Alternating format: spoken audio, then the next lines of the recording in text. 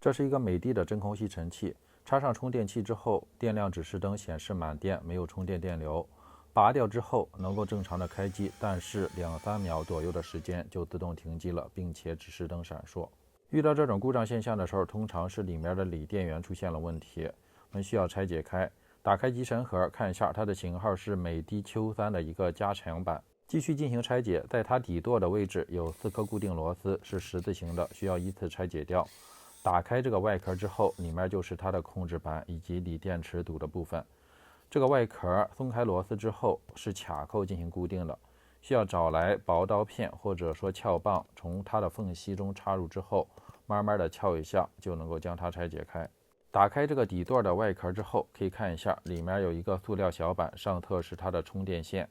需要将这个塑料盖板打开，里面是它的锂电池堵。我看了一下，这个锂电池堵是2023年的，用的是一个6串的电池堵，外侧是热缩膜进行一个塑封。打开热缩膜之后，可以看到它锂电芯的部分进行的是一个6串的串联。测试一下，第一块4.1，第二块3.6，第三块3.9，第四块3.5，第五块4.0，第六块3.2。明显这个电池堵压差很大，有的电芯电压在3.2伏，稍微一用电就会处在一个保护的状态。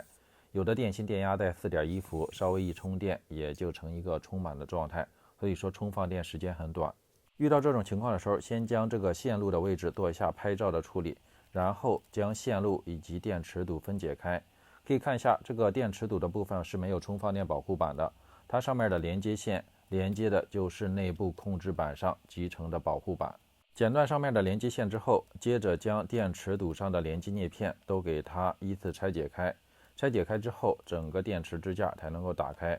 拆解之前可以做一下拍照的记录，也就是上面连接叶片连接的形状以及电芯电极的方向。做好记录之后，就可以将这个电池支架给它打开。打开之后，找来6枚匹配好容量和内阻值的新动力电芯，按照原来电芯电极的方向放置到电池支架上，然后扣紧。之后就是剪取连接叶片，准备对这个电池堵进行一个6串的连接了。主镊片使用的是0.2毫米厚7毫米宽的镀镍钢片，然后剪取0.15毫米厚5毫米宽的镀镍钢片作为中间电压检测镊片。准备好连接镊片之后，就可以按照原来拍照做的记录，或者说电池支架上有形状，直接按照这个形状焊接连接镊片，电池堵就形成一个6串的连接。至于中间电压检测镊片，也需要给它焊接到电池支架的相应位置上，都是有缺口的，一般不会出现错误。焊接完成之后，将连接镊片向内做一下弯折，多余的长度给它剪短，之后就可以准备进行焊接了。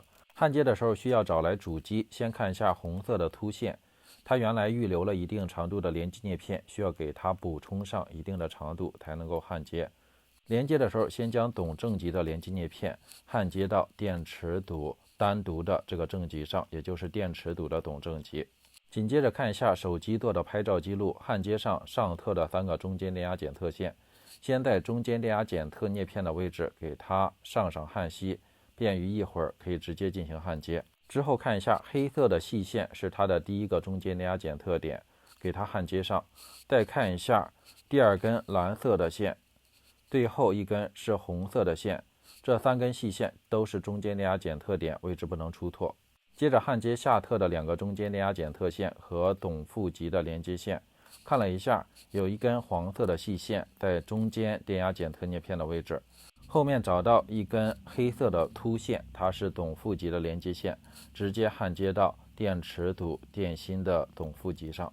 最后一根是白色的细线，它也是一个中间电压检测线，焊接到最左侧的这个连接镊片上。还有一个黑色的电阻，这是温度检测电阻，需要将它粘贴到电芯上。连接完成之后，点击开始按钮，可以看到吸尘器能正常运行了，并且运行了10几秒也没有出现停止的现象，那就说明我们电池堵没有问题。后面就需要对电池堵各个绝缘的位置给它贴上泡沫棉或者说轻壳纸，然后按照原来电池堵的方向放置到这个电池盒当中。这个电池盒因为上下都有塑料外壳，所以说防护性还是比较好的。最后装上底部的外壳，然后固定上它的螺丝，基本上就修复完成了。安装完成之后，一定要再测试一下它的充电功能以及使用功能。只要这2个功能都正常，就修复完成了。那好的，这期就到这里，大家有什么建议想法，可以多多关注和留言，我们就拜拜喽。